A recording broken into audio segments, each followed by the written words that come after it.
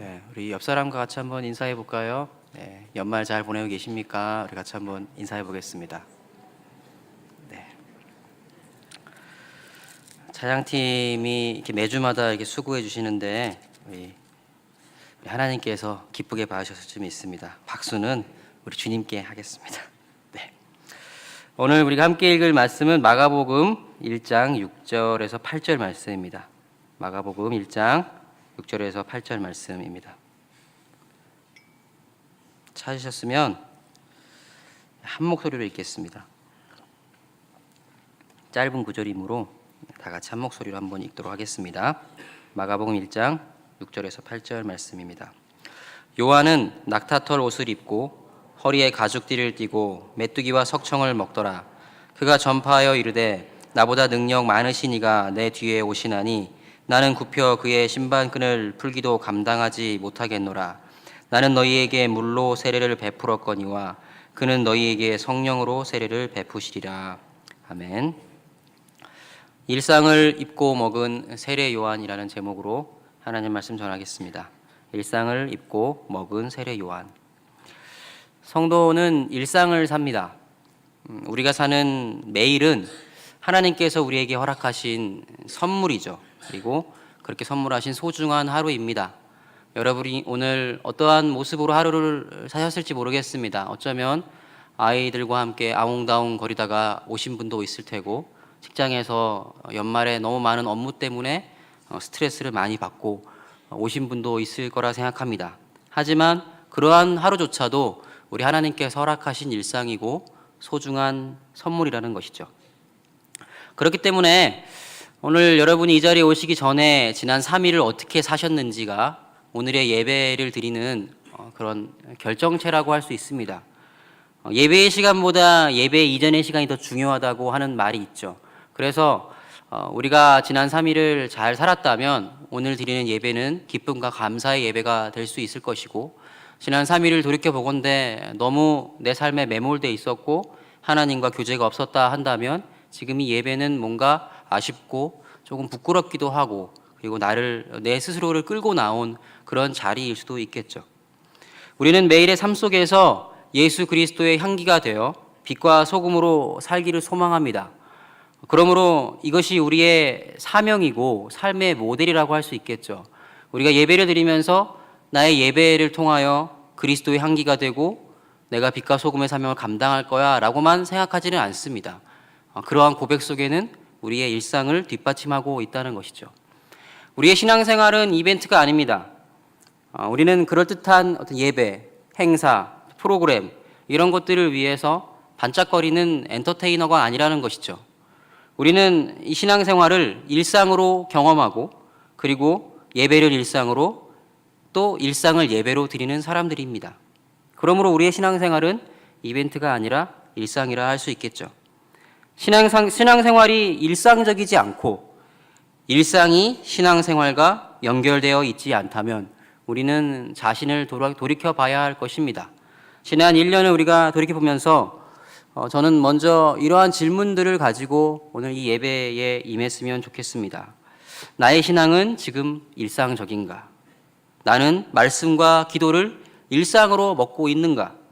나는 일상을 누리며 신앙의 기준을, 말씀의 뜻을 쫓고 있는가?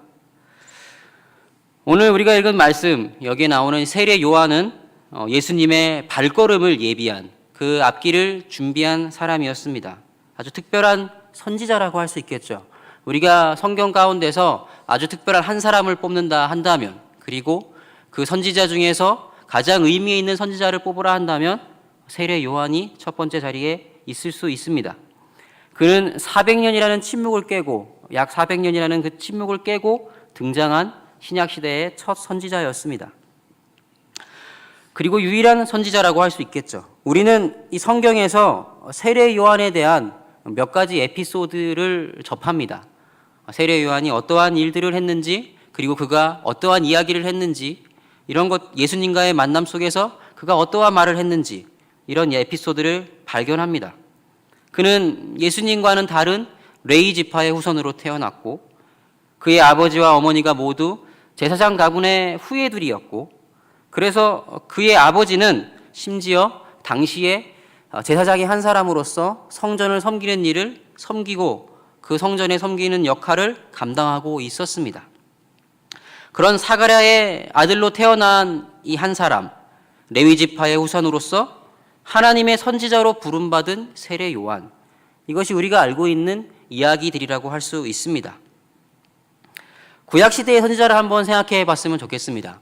우리가 구약시대를 생각하면 선지자들이 있죠. 엘리야, 이사야,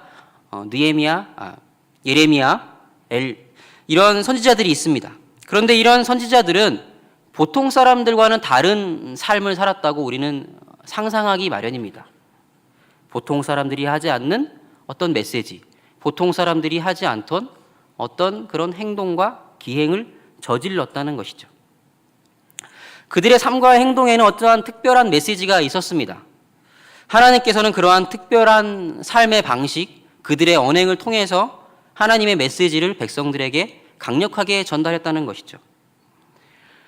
그들의 왜곡된 삶의 자극을 불러일으키기 위해서 하나님은 선지자들에게 아주 특별한 주문을 하셨던 것이 있었습니다.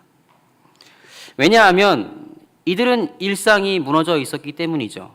예배와 제사가 무너진 백성들, 그리고 그 일상 속에서 하나님 말씀이 세워지지 아니하고 세상의 것들, 세상의 방식들이 세워져 있는 백성들, 그러나 여전히 하나님을 섬긴다고 말하고 하나님께 예배와 제사로 나아가는 그 백성들에게 하나님의 적절한 방법은 선지자들의 특별한 메시지였습니다. 그러므로 우리가 구약 성경을 바라볼 때 이렇게 선지자를 바라보는 것처럼 역시 신약 성경을 바라보면서 세례 요한을 대할 때 그 또한 그러한 선지자로 바라볼 수 있다는 것입니다. 우리는 광야에서 까마귀가 가져다 준 음식을 먹고 그 떡과 물로 배를 채운 생명을 연장한 엘리야의 이야기를 배웁니다. 또 우리는 매춘을 통해서 생계를 유지했던 한 여자와 결혼하고 또 그 여자가 도망했음에도 불구하고 다시 그 여자를 찾아와서 또다시 생계를 시작하는 호세아의 이야기를 듣게 됩니다. 이런 파격적이고 특이한 상황을 바라보면서 하나님은 왜 이렇게까지 말씀을 당신의 메시지를 백성들에게 전하라 하셨을까라는 의문을 품으면서도 역시 또한 그렇게 살아가는 것이 선지자들의 삶의 방식이 아니었을까라는 상상을 하게 된다는 것이죠. 그런 상황들을 보면서 도리어 우리는 하나님 말씀에 더욱더 귀를 기울이게 됩니다. 어쩌면 당시의 구약 백성들에게도 이런 선지자들의 삶의 방식은 납득하기도 이해하기도 어려웠을 것입니다. 그러므로 어쩌면 그러한 모습이 더욱더 자신들의 왜곡된 삶을 돌아볼 수 있는 경각심이 될 수도 있었겠죠. 마찬가지로 신약시대의 백성들은 세례 요한을 그 많은 선지자들 중에 한 사람으로 인식을 했습니다. 그만큼 세례 요한의 행동과 삶의 방식도 남달랐다는 것이죠. 하지만 그가 다른 삶의 방식을 선택했다 할지라도 우리가 지금 주목해야 할 것은 세례 요한이 완전 다른 삶을 살지는 않았다는 사실입니다. 어쩌면 세례 요한이 선택했던 삶의 모습은 매우 정상적인 평범한 일상이었다 할 수 있겠죠.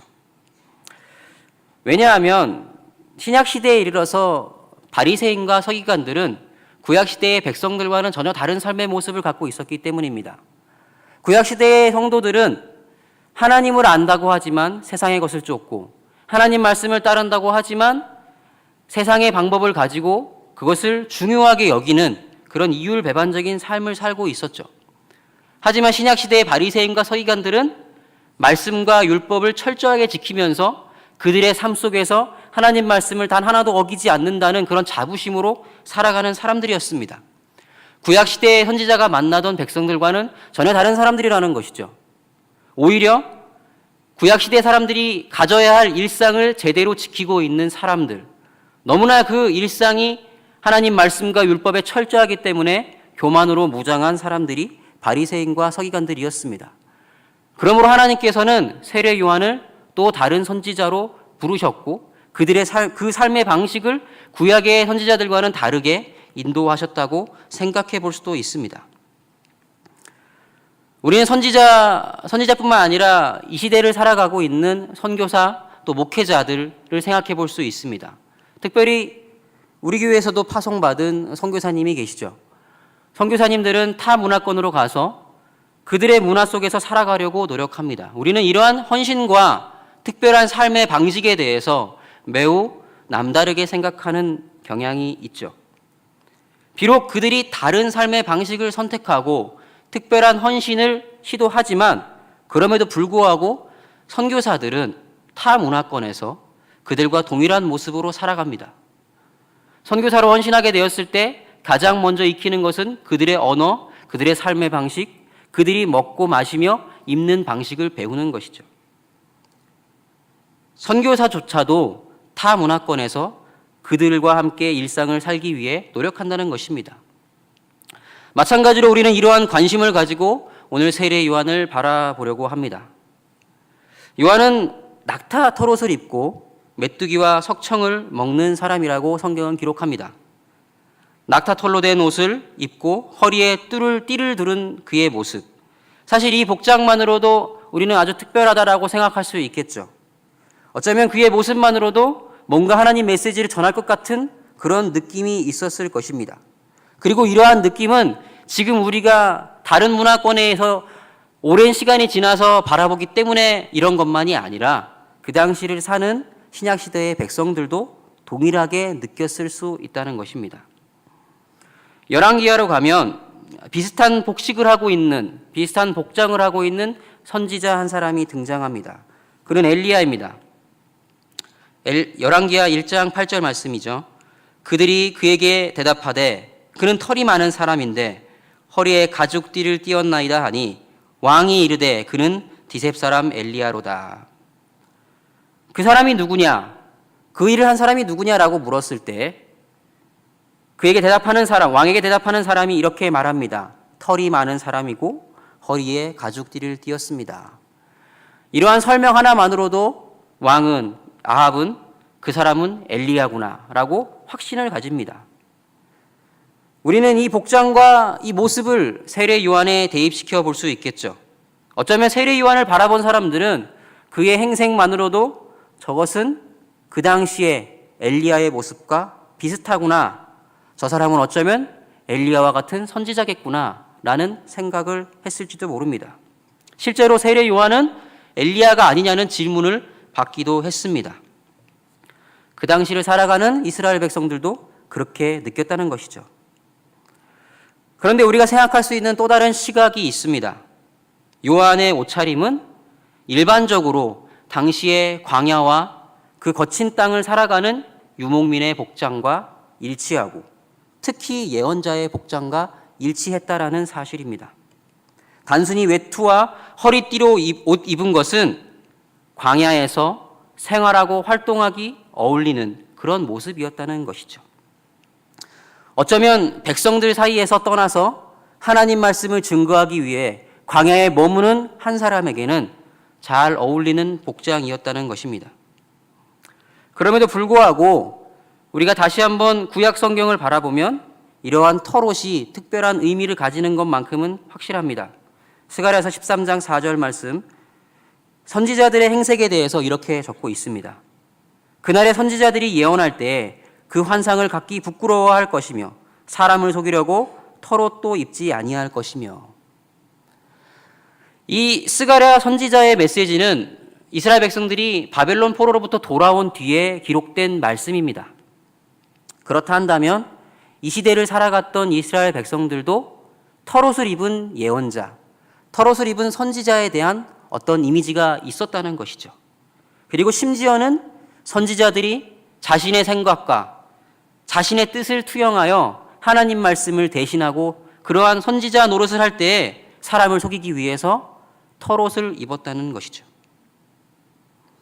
이스라엘 왕 아합의 시대에도 그리고 포로 귀환 이후의 시대에도 또 신약 시대 예수님이 오시기 전에도 선지자들은 털옷을 입은 모습으로 그려지고 있습니다.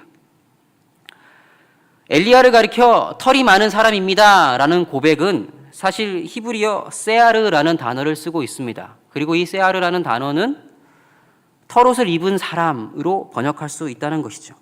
그러므로 엘리야가 정말 털이 많았기 때문에 그가 털복숭이 사람입니다 라고 고백한 것이 아니라 그가 입고 있는 행색을 표현하기 위해서 그는 털옷을 입고 있었습니다 라는 이야기였을 수도 있다라고 말합니다. 스가랴에서도 같은 단어를 사용하고 있고 지금 신약시대의 세례 요한도 같은 옷을 입고 있는 것이죠. 또 한 가지 생각해 볼 것은 그가 먹었던 메뚜기와 석청입니다. 우리는 이 메뚜기와 석청이라는 것을 접할 때 그가 정말 남다른 음식을 취하여 특별한 삶을 선택하고 매우 힘들고 거칠게 그러한 선지자의 삶을 살았구나라는 생각을 할 수도 있겠죠. 하지만 후대의 이 유대 예언자들은 실제로 떡과 포도주를 먹지 않았다고 합니다. 어쩌면 요한도 떡과 포도주를 마시지 않는 그들의 습관을 따라갈 수 있었다는 것이죠. 단순히 세례 요한만 선택한 삶이 아니라 많은 예언자들이 추구했던 삶의 모습이 떡과 포도주를 마시지 않는 것이었습니다. 왜냐하면 떡과 포도주를 마시기 위해서는 정착을 하고 집에서 밭에서 밀을 생산하고 포도를 재배해야 되기 때문이죠. 만약에 이러한 삶을 살면서 하나님 말씀을 대신하고 백성들에게 찾아가서 그 말씀을 증거하려 한다면 많은 어려움이 있을 것이라 생각됩니다. 도리어 이러한 것들을 끊어내고 오직 주의 말씀을 증거하기 위해서 이 길로 저 길로, 이 마을로 저 마을로 돌아다니기 위해서는 떡과 포도주를 마시지 않는 선택이 합리적이라는 것이죠. 그러면 떡과 포도주를 마시지 않는 세례 요한이 선택할 수 있는 음식은 야생에서, 들판에서, 광야에서 구하기 쉬운 음식물이었을 것입니다. 그러므로 우리는 메뚜기와 석청이 광야에 살아가는 세례 요한에게 가장 합리적인 음식물, 그가 가장 쉽게 얻을 수 있는 그런 식량이었다는 것을 생각해 볼 수 있겠죠. 그의 식단이 정말 구하기 쉬웠기 때문이었는지 아니면 그가 앞선 선지자들과 비슷한 삶을 살기 위해서 어떤 믿음의 결단을 했었는지는 우리가 확정지어 말할 수는 없습니다. 하지만 지금 우리가 생각해 볼 수 있는 단 한 가지 중요한 것은 그가 선지자로서 일상을 살았다는 것이죠. 남다른 삶을 살기 위해서 삶의 어떤 평안한 것들을 내려놓고 그리고 광야로 나아갔지만 광야에서 유목민으로 그리고 광야에 있는 메뚜기와 야생꿀을 취하여 먹는 사람으로 살아갔다는 것이죠. 정착하여 안정을 누리고 있는 사람들과 달리 떠돌아다니면서 하나님 말씀을 전할 수 있는 사람으로 그가 그의 삶을 결정했다는 것입니다. 좋은 떡과 포도주를 취하기보다는 메뚜기와 석청을 대신하여 일용할 양식을 취하고 광야에서 일상을 누릴 수 있는 그런 합리적인 방식을 택했다는 것이죠. 어쩌면 그가 입고 있던 낙타 털옷도 그리고 그가 먹고 마셨던 메뚜기와 석청도 자기 자신이 직접 구했을 수도 있었겠지만 당시에 광야를 살아가고 있던 유목민들을 통해서 얻었을 가능성도 있다고 생각해 볼 수 있습니다. 그는 광야의 삶에 적응하고 거기에 어울리는 당시의 복식을 취하여서 그 광야에서 지내고 있는 유목민들과 가까워졌을 것입니다. 백성들과는 조금 떨어져 지낼 수밖에 없었겠지만 요단강 주변에서 그가 얻을 수 있는 것들은 낙타 털옷과 메뚜기와 야생 꿀이었다는 것이죠. 그는 세상과 단절한 광야의 회오린 바람이 아니라 광야 속에서 일상을 살아가고 있는 평범한 한 사람이었다는 것이죠. 세상과 단절된 수도사의 모습을 가지고 있는 것이 아니라 여전히 척박한 세상의 삶 속에서 살아가고 있는 많은 사람들 중에 하나였다는 것입니다. 그러므로 우리는 오늘 그러한 일상을 살고 있는 세례 요한의 고백을 듣게 됩니다. 우리가 너무 잘 알고 있는 말씀이죠. 나보다 능력 많으신 이가 내 뒤에 오시나니 나는 굽혀 그의 신발끈을 풀기도 감당하지 못하겠노라. 나는 너희에게 물로 세례를 주고 베풀었거니와 그는 너희에게 성령으로 세례를 베푸시리라. 우리는 이러한 위대한 예언과 선포의 말씀에 귀를 기울입니다. 그리고 세례 요한조차도 우리 주님을 그렇게 높이고 자기를 겸손하게 낮춘 것을 우리가 감동스럽게 읽습니다. 하지만 세례 요한이 어떠한 위대한 선지자였다라고 한다면 이러한 고백을 정말 할 수 있었을까요? 어쩌면 자기가 광야에서 남들과는 크게 다를 것이 없는 평범한 일상을 살아가고 있기 때문에, 다만 물로, 요단강의 물로 죄사함의 세례를 베푸는 것 외에는, 하나님 말씀을 대신하며 회개하라는 메시지를 전하는 것 외에는 자신의 삶이 남다를 것이 없기 때문에 나에게는 그러한 능력이 없다, 나는 당신들과 똑같다라는 고백을 한 것이 아닐까요? 그렇기 때문에 그는 자신보다 능력이 많으신 분을 바라보고 있었습니다. 나는 일상을 살면서 여러분의 일상 속에 있는 요단강을 취하여 세례를 베풉니다. 하지만 그분은 나 같은 평범함을 뛰어넘어서 성령으로 세례를 베푸실 분입니다. 이러한 고백이라고 생각할 수 있다는 것이죠. 이것은 세례 요한만이 할 수 있는 고백이 아니라 지금 우리가 예수님을 대면할 때 할 수 있는 고백이라 할 수 있겠죠. 하나님, 저는 사람들 속에 살면서 평범하고 뻔한 일생을 살고 있습니다. 저는 그렇게 뛰어난 사람이 아닙니다. 저는 그렇게 위대한 일을 할 수 없습니다. 주님만이 이 일을 감당할 수 있습니다. 우리는 일상을 살았던 많은 신앙의 사람들을 알고 있습니다. 그것은 우리 주변에 있는 것이 아니라 사실 이 성경 말씀에 있다는 것이죠. 그들이 얼마나 오랜 세월을 평범한 사람으로 살았는지 한번 생각해 보고 싶습니다. 다윗은 어떻습니까? 그는 10대의 대부분을 양을 치면서 들판에서 보냈습니다. 그는 다른 사람들과 비교해서 평범한 것을 넘어서서 자기 형제들에 비해서 가장 비천하고 비범할 것이 하나도 없는 평범한 그런 양치기의 삶을 살았다는 것이죠. 사울은 왕이 되기 전까지 어떤 사람이었습니까? 사람들 무리에 숨어서 자신의 눈치를 보고 있는 그러한 청년이었다는 것이죠. 모세는 40년을 처가살이로 지내면서 목축업으로 노년을 맞이하고 있었습니다. 기드온은 어떻습니까? 그는 약탈이 무서워서 곡식을 터는 동안 숨어서 누가 그것을 빼앗아 갈까 조마조마하는 볼품없는 그런 남자였습니다. 아모스 선지자는 유다 땅에서 목축과 뽕나무를 재배하는 목자요 농부였습니다. 신약시대에 오면 베드로와 안드레가 있습니다. 그들은 어떤 사람입니까? 그들은 젊은 시절 전체를 어부로 보내고 평범한 사람으로 갈릴리 땅을 지켰던, 갈릴리 바다를 지켰던 그런 사람들이었다는 것이죠. 누가는 의사였습니다. 그는 평생을 의료직에 매진했다는 것입니다. 마지막으로 그렇게 평범한 일상을 살았던 또 한 분이 계십니다. 그분은 하나님의 아들, 만왕의 왕으로 세상에 오신 분이죠. 우리가 지난 성탄절에 우리 주님이 오신 것을 기뻐하고 찬양하고 영광을 돌렸습니다.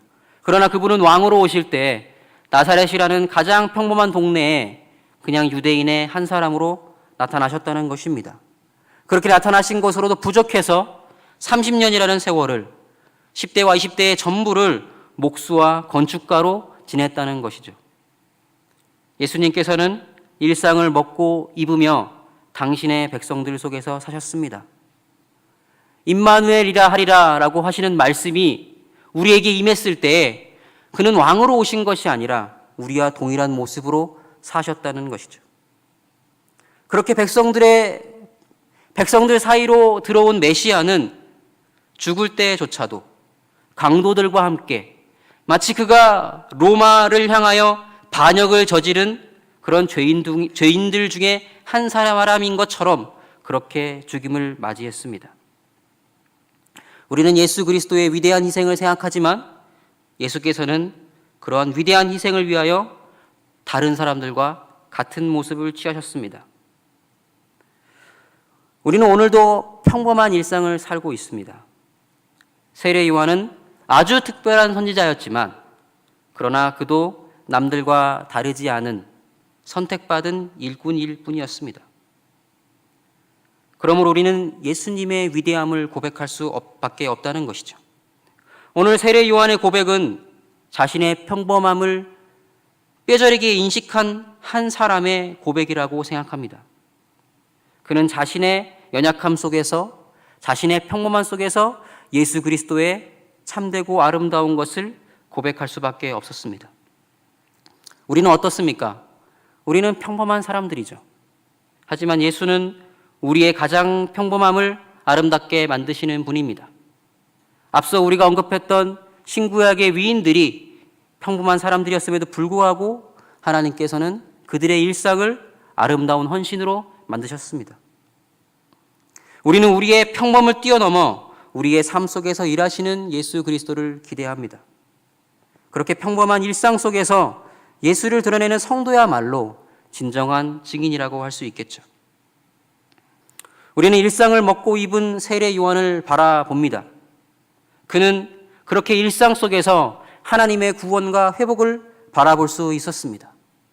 여러분, 우리는 어떻습니까?